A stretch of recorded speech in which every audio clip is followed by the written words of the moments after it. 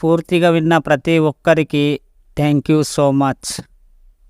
Karthik Shishira Hemanth love story ఇక continue చేద్దాం. Part 5. మళ్ళీ శోధన మొదలవుతుంది. శిశిర కనపడకుండా పోయే వారం రోజులు అవుతుంది. ఇంకా తేడాలు తెలియదు. వసంత్పై ఆఫీసర్ శ్రావణ్ నుండి ఒత్తిడి ఎక్కువ అవుతుంది. ఇంకో వారం రోజుల్లో కనిపెట్టకపోతే ఉద్యోగంలో నుండి తీసేస్తాను అని చెప్తాడు. వసంత్ శిశిర తల్లిదండ్రులకి హేమంత్ నిర్దోషి అని చెప్పే గదికి వెళ్తాడు. ఏదైనా క్లూ దొరుకుతుందేమోనని వసంత్కి శిశిర డైరీ 2 లేఖలు దొరుకుతాయి. ఒకటి కార్తీక్ రాసిన ప్రేమ లేఖ, ఇంకొకటి శిశిర రాసిన లేఖ. శిశిర లేఖలో ఏముంది? తన లేఖలో శిశిర తను చదివి కాలేజీలో తన క్లాస్మేట్ తనని ప్రేమ అనే పేరుతో విసిగిస్తున్నాడని హింసిస్తున్నాడని రాస్తుంది. అంటే శిశిర కనపడకుండా పోవడానికి ఈ లేఖకి ఏదో సంబంధం ఉందని అనుమానిస్తున్నాడు. శిశిర కేసులో రోజులు గడుస్తున్నా ఏ విషయం తెలియడం లేదని వసంత్పై తన అధికారం శ్రావణ్ ఒత్తిడి తెచ్చి ఉద్యోగం నుండి తీసేయాలనుకుంటాడు. వసంత్కి శ్రావణ్కి ఎందుకింత ఒత్తిడి తెస్తున్నాడో అర్థం కాదు. సరే అని ఆ లేఖలో ఉన్న చేతి రాతను బట్టి దోషిని పట్టుకోవాలని నిర్ణయించుకుంటాడు. కాలేజీకి వెళ్లే విద్యార్థులు అకౌంట్ బుక్స్ తెప్పించి పోల్చడం మొదలుపెట్టాడు. ఎట్టకేలకు ఆ లేఖలు రాసి కార్తీక్ అని కనుక్కుంటాడు.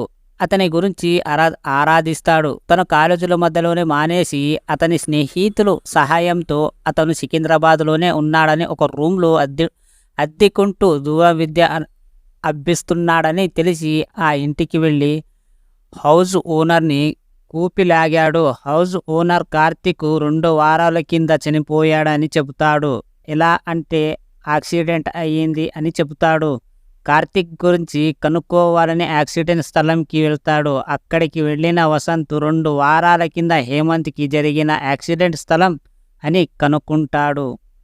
యాక్సిడెంట్ గురించి ఆరా తీస్తాడు. అక్కడ పాన్ షాప్ అతనిని యాక్సిడెంట్లో ఒకరు వెంటనే చనిపోయారని, ఇంకొకరు అదృష్టవశాతం ఏమీ అవ్వలేదని చెప్తాడు. కానీ ఇంటరాగేషన్లో వసంత్కి హేమంత్కి చాలా గాయాలు అయ్యాయి, హాస్పిటల్లో చేరాను అని చెప్తాడు. వసంత్ అనుమానం మళ్ళీ హేమంత్పై మొదలవుతుంది. హేమంత్ స్నేహితులని ఇంటర్గేట్ చేస్తాడు. వసంత్ అప్పుడు భయంతో జరిగినవన్నీ వసంత్కి చెబుతాడు. హేమంత్కి గాయాలు అవ్వలేదని, హాస్పిటల్లో డాక్టర్ స్నేహితులు కాబట్టి గాయాలు బాగా తగిలాయి అని అబద్ధం చెప్పించారని చెబుతారు. హేమంత్కి ఇదివరకే పెళ్లి అయ్యే 2 పిల్లలున్నారని, భార్య లండన్లో జాబ్ చేస్తుంది, వచ్చే నెల అక్కడికి వచ్చేస్తుందని చెప్తారు. తన చాలా డబ్బులతో వస్తుంది కాబట్టి ఆ డబ్బులు వదులుకోవడం ఇష్టం లేని హేమంత్ శిశిరని చంపేయాలని ఆ ప్లాన్ చేశాడని చెప్తారు. యాక్సిడెంట్ మాత్రం నిజమేనని, కానీ దాన్ని వాడుకుని శిశిరని చంపాలనుకున్నాడని చెప్తారు.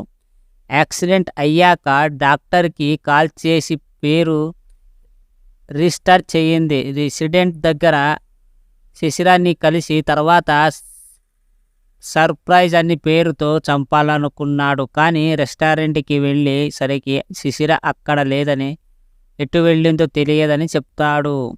ఈ స్టోరీ నెక్స్ట్ వీడియోలో కంటిన్యూ చేస్తాను. ఈ స్టోరీ మీకు ఏమర్థమయ్యింది, నేను ఎలా చెప్పాను అనేది మాత్రం చెప్పండి. పూర్తిగా విన్న ప్రతి ఒక్కరికి థ్యాంక్ యూ సో మచ్.